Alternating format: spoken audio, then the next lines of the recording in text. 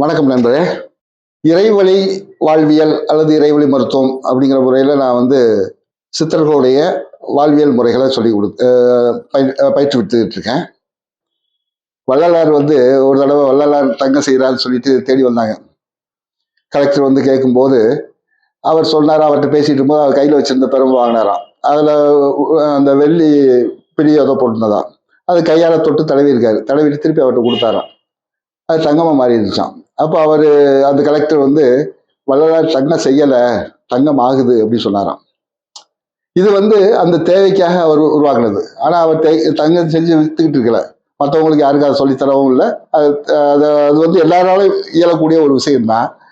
ஆனால் அது வந்து அவருடைய தொழில் கிடையாது. அவர் அதை விட மேலான ஒரு விஷயத்தை பற்றி தேடி இருந்தார். இது மாதிரி தான் நமக்குள்ள இருக்கிற அந்த ஆற்றலை நம்ம சரியா பயன்படுத்துறோம்னா நம்ம நன்மைகளை நிறைய செய்ய முடியும். இப்போ இந்த தீமைகளை செய்யறத வந்து இறை முழுமை வந்து விரும்புறது கிடையாது. இயற்கையை வந்து நேசிக்க முடியும், இயற்கையை கட்டுப்படுத்த முடியும்னு நான் சொல்றேன். பஞ்சபூதங்களை என்ன அனைத்தையும் கட்டுப்படுத்த முடியும்.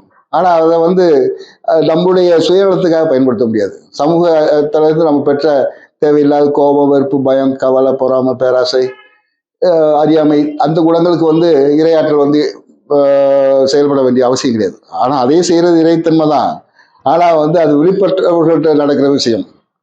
ஒரு கட்டத்தில் அவங்க மற்றவங்க வெளிப்படைகிறதுக்கு அது ஒரு தூண்டலா இருக்கும் அப்படிங்கிறதுக்காக வந்து இரையாற்றல் காமிக்கிறதை ஒழிய இந்த பூமியை அழிக்கணும்னு இறை நினைச்சிருந்தா இந்நேரம் ஒரு வினாடிகள் போதுமானது. நமக்கு அறிவுறுத்தணும், இந்த தான் படைத்த இந்த உலகம் வந்து அமைதியாகவும் மகிழ்ச்சியாகவும் நிம்மதியாக வாழணும் அப்படிங்கிறதுல வந்து இறைவன் நிச்சயமா உறுதியா இருக்கான். நமக்கு தேவையான விஷயங்களை இந்த சரியான முறையில் அந்த இரையாற்றல் நமக்கு பயிற்றுவிக்குது, செயல்பட வைக்குது.